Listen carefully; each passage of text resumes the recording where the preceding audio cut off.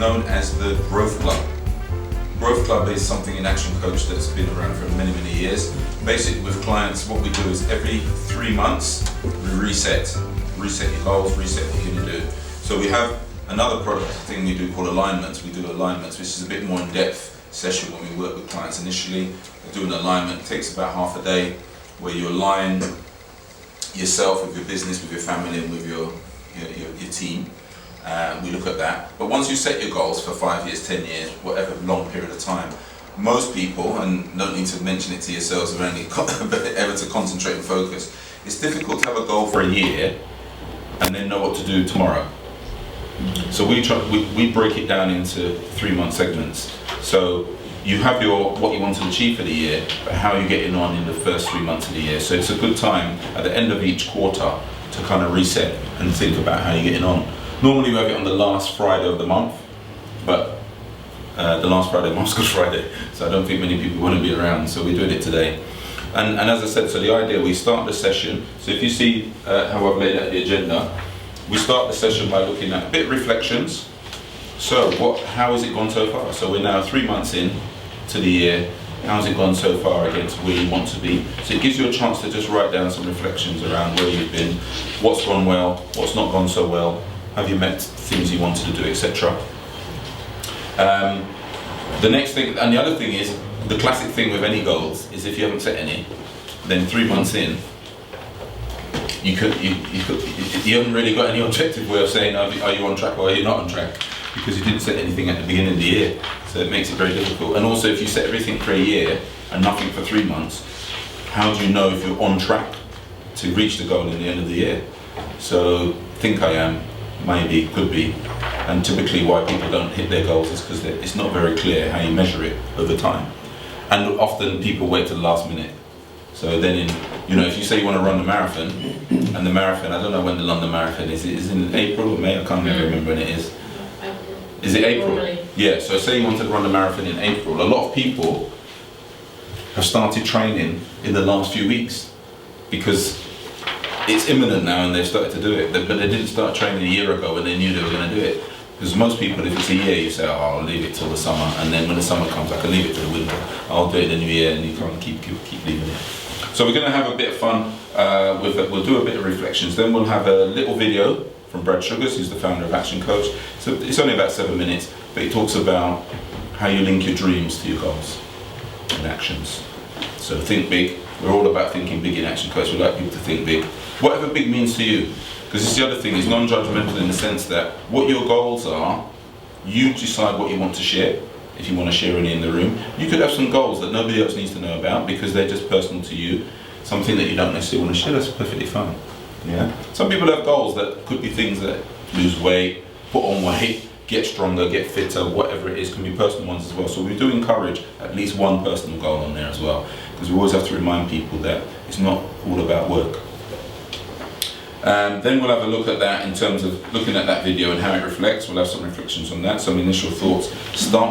And use the workbook, because the workbook gives you the prompts to start thinking about what's my priorities for the next 3 months. Because often until you stop and have these sessions, we're not necessarily that focused on what they actually are and getting clarity. So the whole point of the day is to get as much clarity as possible, so we finish the day filling out one of these. And the main thing to fill out is really on this side, which is one of the dangers we don't do this properly, is goal setting. We try and have a SMART goal. So the goal should be the broader thing you want to achieve, not the activity. The activity should be the 1, 2, 3, 4 underneath. So for example, you might say, I would like to start executive coaching. Okay? What is the goal though? Is the goal to start executive coaching? Or is the goal to get a client? What is the goal? So sometimes there's confusion around it. Start executive coaching, what does that actually mean, started? Does it just mean I set up a website and I'll start executive coaching, but then nothing happens for a year after? So what does it actually mean? So sometimes even getting the goal clear is part of the clarity of today, is having that clarity. So start executive coaching, does it mean when I get my first client? Does it mean when I've got the package set up? Does it mean I've started marketing it? What does it mean? And therefore, when you say, what's the outcome? In 3 months' time, how would I say I've started executive coaching? What does that mean? So does it mean I've started promoting it and trying to get clients? I've got pricing, I've got the whole packages, everything's ready, right?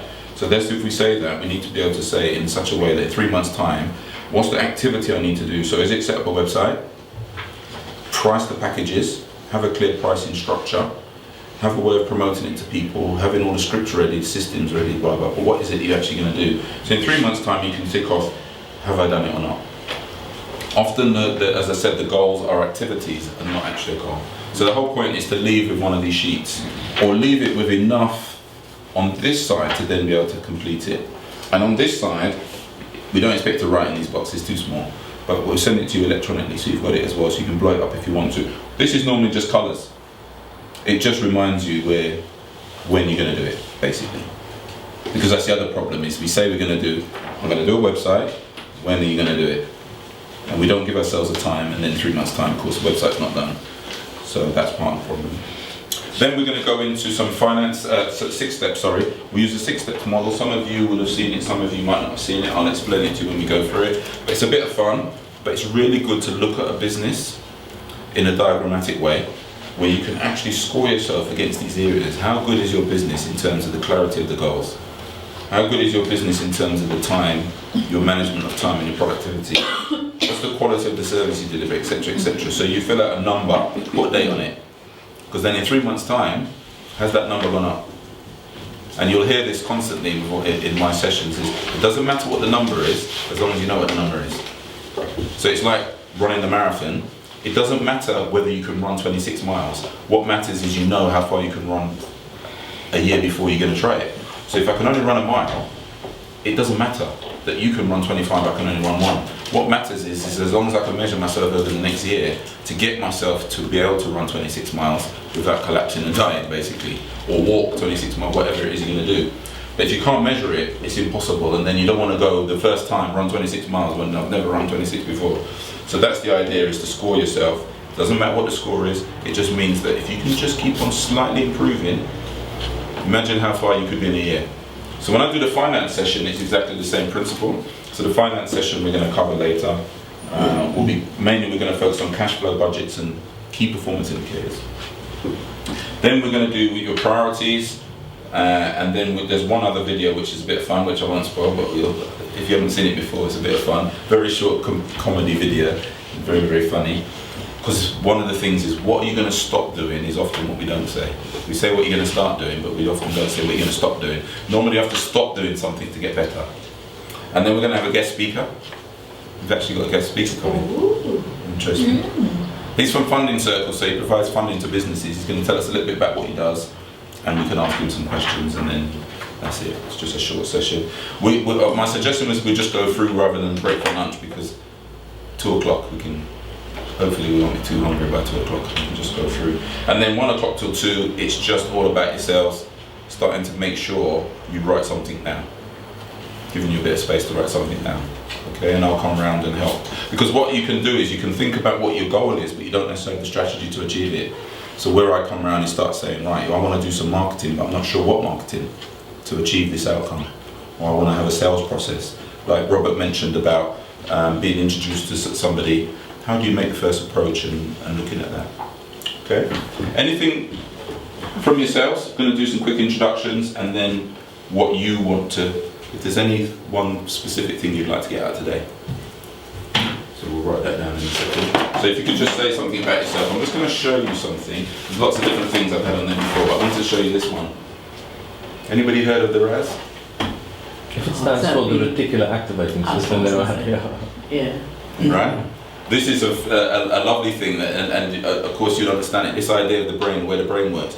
The classic one is, for example, somebody is pregnant at work, and their focus is on having a baby. And they say, which is a typical thing they say, is, loads of people having children. Everybody's having babies. Because their RAS, we call it the RAS, their RAS has been raised, their consciousness around the issue that they're now focusing on has gone up. So now everywhere they go, they see people pregnant, and they see babies and baby shops and food, clothes and all stuff around babies. It's not that there's more people having children, it's just that their consciousness around it has gone up. The other classic one is if you're interested in buying a new car, for example. You're interested in buying a new car, and suddenly everywhere you go, you see people with a similar car, or your partner says, oh, I keep seeing that car around, it's quite popular. It's not that the car's more around, it's just that because you're thinking about buying that car, you suddenly see that car a lot on the road because your brain's been conscious. And goals is similar thing. Setting a goal and just setting it in your head is not as strong as writing it down. When you write it down, it becomes stronger. If you visualize it somewhere where you see it regularly, it's stronger. And the next one is if you share it with somebody that will remind you about it or will hold you to account to it, it raises it another level again. So for example, you can do it with your children, if anybody's got children. If you said, for example, if I hit my goal by the end of this year, we're going Disney World. The worst person to share this with is a child, by the way. Because what will a child do from tomorrow? When I keep Imagine that Every day they're going to ask you, have you hit your goal? Right? Are we going? Are we there yet? Are we there yet? Have you booked it yet? When we going, right? They're going to ask you every day until the time. So one of the best accountable people to be accountable to is your children, because if you ever mention something to a child, they don't forget. There's a funny McDonald's advert where a man is his daughter asked, how does babies come? So he thinks, right, this is a difficult question. Let's go McDonald's to try and turn her off the scent. And then they show the scene where they're having McDonald's together, and then she turns around to her dad and says, so now you're going to tell me how babies are born? It didn't work. They haven't forgotten that the question is still there. They're going to keep asking, and they'll keep asking until they get the answer, so they don't give up. So the RAS is a good thing. So setting goals is about, there is a science actually behind goal setting. So I just wanted to mention that. Is that an acronym for something? Yeah, reticular activating system. That's what it stands for, yeah. But if I write that down, one, I can't spell it probably, and two, nobody remember it. But if you say the RAS, it's a little bit more of a nice way of remembering it. That's another thing for today as well, is that so many goals have no numbers. And if a goal doesn't have a number, that's fine in certain circumstances, but quite often there needs to be some sort of measurement that needs a number. So when people say, I'm going to improve my marketing as a goal, it's not really that clear what that means.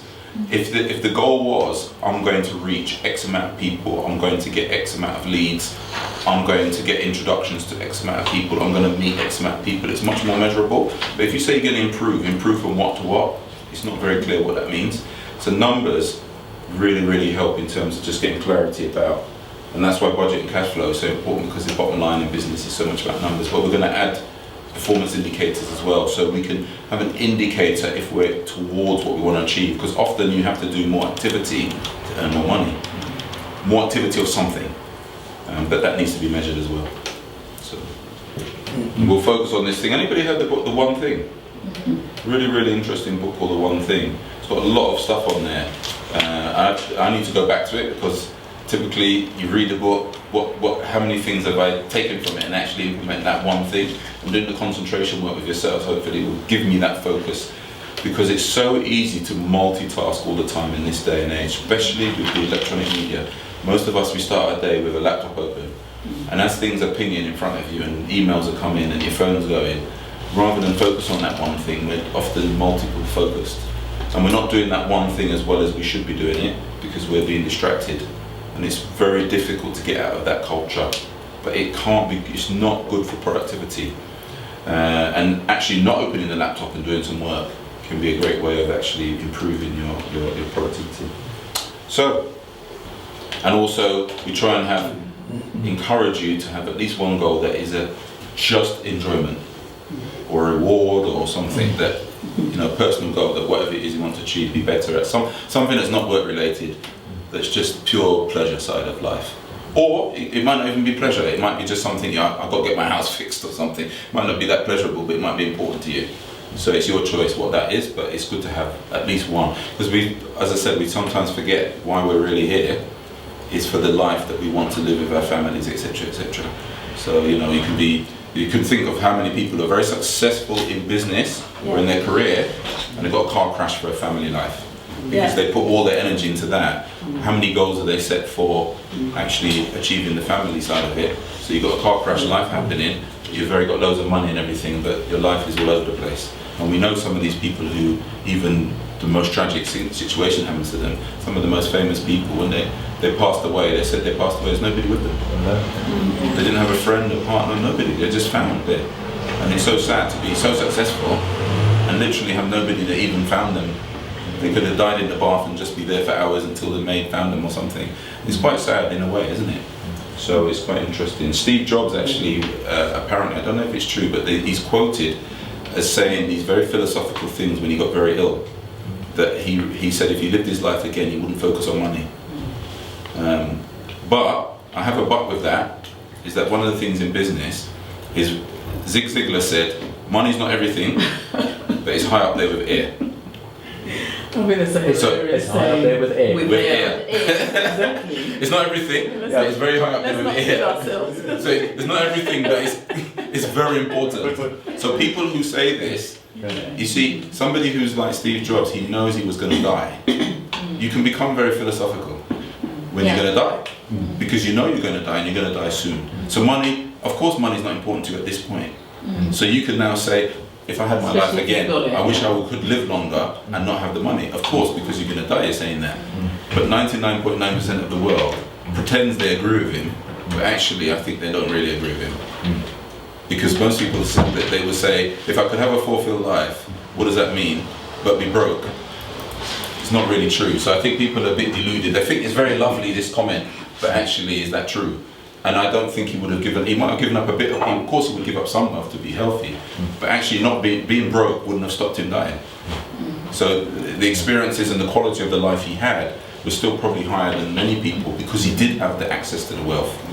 So even, so I think you can be very philosophical about these things, but if I knew I was going to die and I had money, I could go around the world and tick off all my boxes. If you're broke and you know you're going to die, what boxes could you tick off before you die? Unless you go and rob a bank or something, you know. Because one of the things I do suggest on goal setting is that one of the goals should include some sort of developmental side of it. Because what we do is we set goals, but we don't necessarily address what skill or knowledge do I need to have to achieve it. Sometimes you need something to improve. So I want to run the London Marathon, but if you speak to somebody who actually can run 26 miles, they'll say you can't just set out to just run 26 miles. You've got to have a mental plan. You've got to be able to dig deep at certain points. You've got to think of nutrition. You've got to think of water. You've got to think, there's a lot of other things, your soreness of your feet, socks you wear, the trainers you wear. There's a lot into it. So if you just go out there and do it, you can naively do it and then have all sorts of problems on the day, because you can keep on training to a high level, but you've never actually done a 26-mile run. So sometimes people don't factor that in. They say, well, what I'll do is I'll just go to the gym, I'll get a mate and we'll run together. But doesn't necessarily say, well, what skill and knowledge do I need to gain? I need to find out a little bit more about this thing.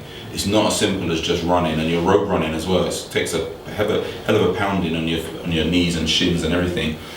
So what else do I need to think about? And people often don't think about it. And the thing is, it's difficult because you don't know what you don't know. So you can't necessarily ask the right questions, but often what we say is, who's done it before? Are there people who've done it before that you can ask? What else do I need to think about? And that's one of the best questions sometimes. What else do I need to think about when I'm doing this? So if you're launching a yoga site, somebody else who maybe has done an online site, what other things happened, or what other things did you have to learn to make this very successful? And that can help you in saying, well, I didn't think of that, or why would you think of it? Because you haven't gone through the experience yet. Somebody who's done it for a few years and they said, look, the big mistake I made was this, this and this. You could have avoided the 5 years of learning to make that mistake by doing it at the beginning and saying, right, from the beginning, make sure you do X. And it can save you a lot of hassle. So it's really important that we think about how we can grow our learning, and the better understanding we have of each other. I think I might have it on here actually. For you. So much ones we've done over the years. I wanted to show you very quickly this. Can anybody see the disc?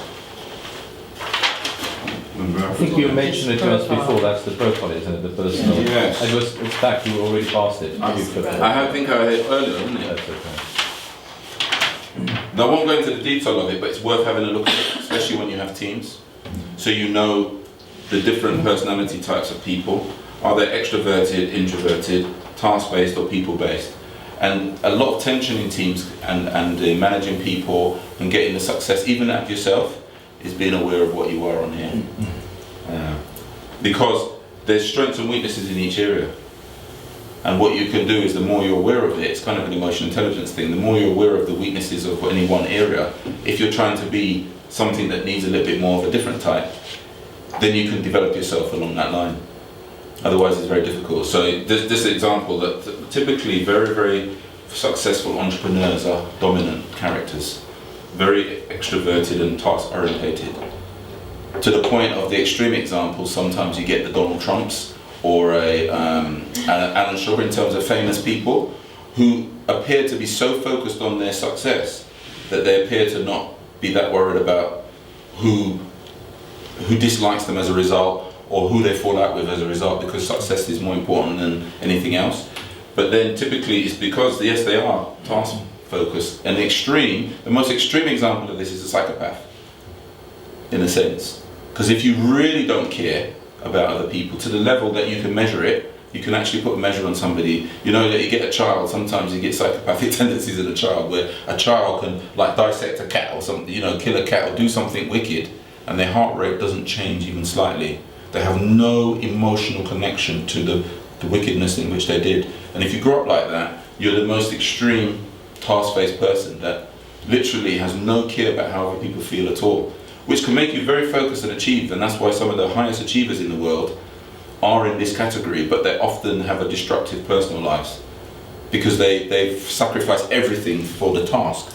I became an Olympic champion, but maybe I didn't have any children, or I haven't had a relationship, or I haven't done other things, because all I'm focused on is that, which is nothing wrong with it, but as if you're aware of it, you can then compensate for things to say, well, maybe that's something I'm going to do until I'm 30 maybe, or 35 or something, and then when I'm 35 I can worry about relationships and other things. But at the moment, what I'm care about is the gold medal. If I get the gold medal, that's all I'm interested in. Maybe I will lose friends, I don't care, I want to win the gold medal. The other person who does wants to party and have friends, maybe they don't achieve it. So, you know, it's just being aware of it, different personalities. So it's worth having a look at this profiling. We're not going to focus on it too much today, but definitely when you're in teams, it's worth having a look. So let's keep going. Initial thoughts, please open the book. Just jot down some initial thoughts, just give you a few seconds just to jot down some initial thoughts. Anything that comes into your mind about this, as I said, the successes you've had, things that have been challenges that have got in the way, and just some initial thoughts about what may be the goals for the next few months. I'll give you a few seconds to do that. If you drive a car and take your hand off the steering wheel, you'll hit something. Most of the time you're not making a big change, but even on a motorway you're just making slight adjustments on your way to keep going on track. And that's how life should be. We just make small adjustments. But you can't make small adjustments if you have no idea. Sometimes I drive, if I'm going a long way, with the sat-nav on, even though I know where I'm going. Because what the sat-nav tells you, it gives you some information that you wouldn't know. So I can't guess. If I'm driving back home, I can't work out how long it's going to take me to get home. I can roughly work out. If I'm driving from Birmingham, it might take me about 2 hours, 2.5 hours to get to London. But if there's a bit of traffic or a diversion or something, how do I work that out in my head? The sat-nav just recalculates it for me. It keeps telling me how long it should take me to get home. And in fact, if you go on Google, it even takes account of accidents and delays and stuff, and it recalculates the journey for you. So it's even real-time accurate. Now imagine if you had a business that you were constantly getting that sat-nav giving you an idea of where you're going.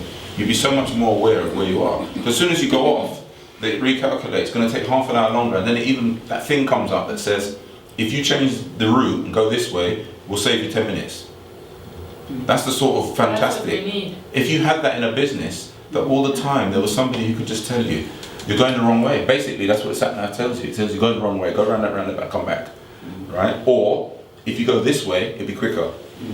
Wouldn't we all love that in our lives? You're just walking down the road and you're living your life, and somebody just whispers in your ear, you're going the wrong way. Because you remember what he said? He gave that analogy. Some people go up the corporate ladder, and when they get to the top, they realise the ladder was against the wrong wall. Oh. Yeah? This is not what I really wanted. I thought I wanted to be the chief exec of blah blah. I became the chief exec and I'm so unhappy. I hate this. Actually, I don't enjoy what I'm doing at all. I thought this is what I wanted, but I didn't really want it. And it can be a difficult thing to realise, actually, I'm not enjoying this at all. But sometimes your goals, the good thing about goals, you can always change them. Because you could have started at the corporate ladder when you were 20, and when you were 35, you become the chief exec, but now you want children, your children in your life, now your priorities may be different. So maybe before, when that was the number one thing in life, and you then think, actually, I don't see my children very often, but when you were 20, that wasn't relevant. But now you're like, so maybe your goal changes as well because your circumstances change. The way you see things is different. Maybe I want to travel more and things like that. That's why they say that in life that it's not necessarily about the destination, it's more about the journey, isn't it? Because what did that person learn in that career progression? But with no goal, you're kind of drifting. Yeah. Just allowing life to happen to you rather than you direct it a little bit more. You know, something I say to my children is that, you know, my child, he didn't have a very good report yesterday at school. And what's interesting is trying to get him to see that journey, that if he goes off track slightly now, he thinks he's got loads of time. If he goes off track now, by the time he's 18, he could be way off track. But of course he can't conceive of that. To him it's years and years away. But we can see it as a parent that if he goes off track now, he's miles off. He needs to get back on track quickly. Otherwise, we're having a problem. Yeah. And it's really interesting when we'll talk a little bit about time management later. But one of the ones that's really interesting, typical male who spends a lot of time in business or in work, and they had a trick that they were taught. They were seeing a coach, and one of them was the psychologist of family life. And they said that he says when he gets home from work, he just wants quiet time and to want to relax and that. But his family consume him and are all over him, want his time. So how he managed it is he was taught a technique which is, so when you get home, when you're driving home, on your way home, start picturing what you need to do, focus. You put your coat down, hug the children, hug your wife, give them massive attention for the first 15 minutes you arrive. And then if you go off and do something else, in the psychology of how they see it, is you've given them quality time. You came home, you gave them 15 minutes, how was your day, how was school, give a hug. You stopped about the work, you had a break. But the perception in the minds of the family is that you're giving us quality time. But in his mind, oh yeah, but you know, I've got to do other things, I can't be focused on you, and the kids are jumping all over me, no, go away. But they're seeing rejection and really, really negative. So it's not always, as you said, quantity. Yeah, it's the way you do it. And in business, if we could do the same thing, where is there a 15 minutes, a half an hour, or 2 hours, with 80-20 rule, if anybody's heard it, there's often 20% of your time is the most productive cash earning time in your business. But we spend too much time on everything other than that bit of it. So this is where we say, what's the one thing that will make the biggest difference to your business? And people say, oh, my website. Will it really? Website goes up, what difference did it make to your revenue? Maybe zero. But if you did the website and you did some activity with it, 1 hour a day, making sure people are seeing it, or a video or something more useful, that would make the biggest change. But the website on its own, with no activity with it, mean that you felt good because you have something you can look at, but nobody else is looking at it and it's not bringing in any revenue. So basically you might as well have not bothered. It made no difference at all, really. So just want to focus you back on this a second. If you look at box number 1, the 6 steps, this is 6 steps. We do a seminar called the 6 steps to a better business, and basically these are the 6 steps. You go from mastery, we talk about business mastery, some core things that if you master in your business, it will really improve your business anyway. So that's destination, time, delivery and financial. Destination is the one we're looking at the moment. It's all about the goal setting, it's all about where you're going and the clarity. And you notice it's the first box. How you manage your time, productivity, the quality of the service you deliver, and then the last one is the financials, which we'll cover in a second. The next level, niche, is basically focusing on the target market and being very clear about the marketing and leveraging your marketing. The next one is leverage, is how do you leverage the business. So having staff is one of the best leverages, but other systems of how do you leverage the business. Going online is a big leverage. So these are different ways of leveraging. In other words, how can you maximize? So if you bake water, how can you leverage this the best way? Now, selling it in this size bottle, actually this is less profitable than a small bottle. Because this bottle, how much does this bottle cost? This might be 50p, but then when your people are buying lunch, and you get a small bottle, have you ever noticed? You buy Capella, you might see it for £2.50 on the shelf, oh, that's a bit expensive. But then you buy lunch at Sainsbury's or somewhere, and you buy a bottle for £2, it's only that size. It's much more expensive than the lunch, so it's actually more profitable. So that's an example of leveraging in manufacturing, isn't it? You can actually sell more of the small ones, and ironically, use less product, there's more profit in the small bottle. Because people buy more of the small bottles, you use less ingredients in it and you can charge a high premium for it. It's actually more profitable. So the small bottle of water that's sold in the newsagents is more profitable than these big ones, ironically. So that's a leverage. It's a bit of a trick in the way that they treat us as consumers. But there's other ways to leverage using technology, etc. So is there ways you can leverage your business to get more without doing the same thing over and over and over? Having systems, scripts, all this type of thing is all part of it. People, from the simplest thing like, you get an inquiry, where is that written down? And what do you do next? And often in a business there isn't a clear system as what do you do next. Yeah? So how you even follow it up is not systemized.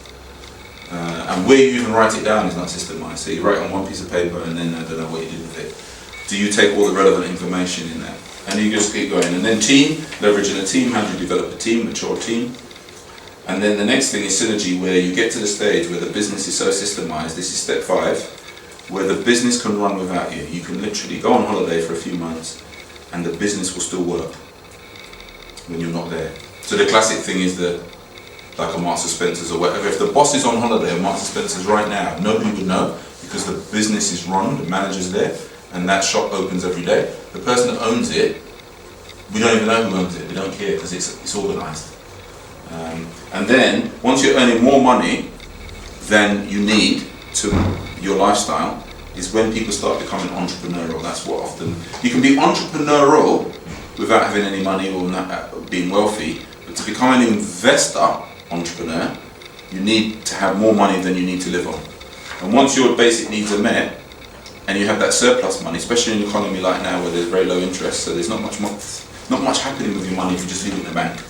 So that's why you have all these crowdfunding and all these different funding. The guy that's coming as our guest speaker, he probably talked about that. There's loads of people with money, not loads, but it's a small number, but there's still enough of them who have money but they're not making anything with it. If they put it in the bank, nothing happens. 1% is useless.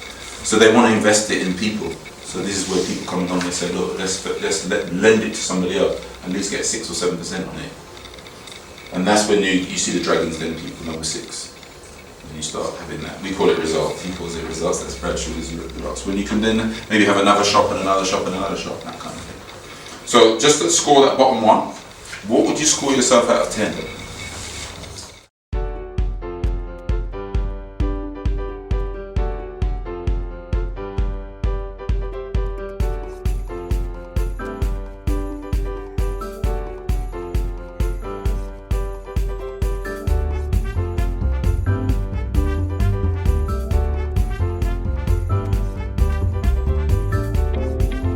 Hi, I'm Asari St Hill. Just want to introduce Growth Club. Basically, Growth Club is a 90-day planning day.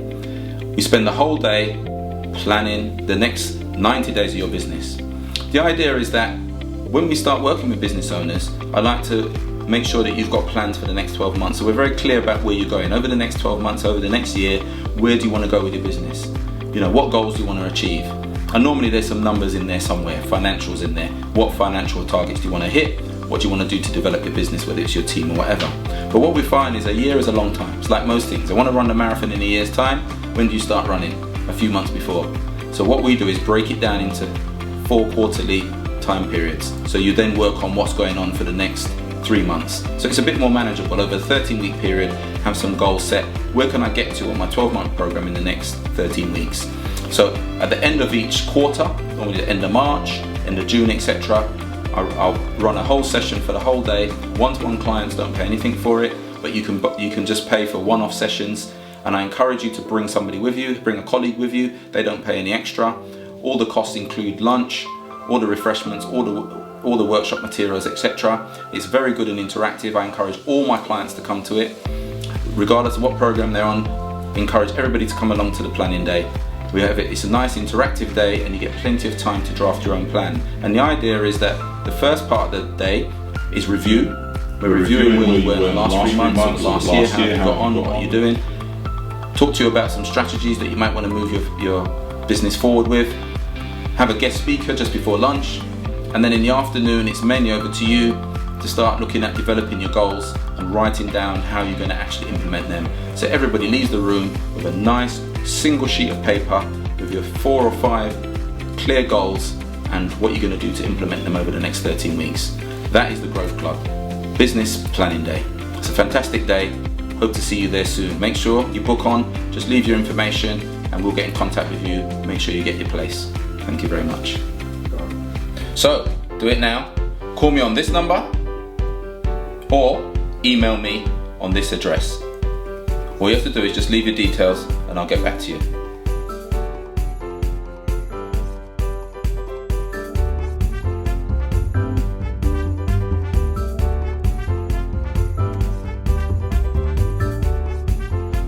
We're gonna review after me now. I feel this one. Let's go. I can be successful.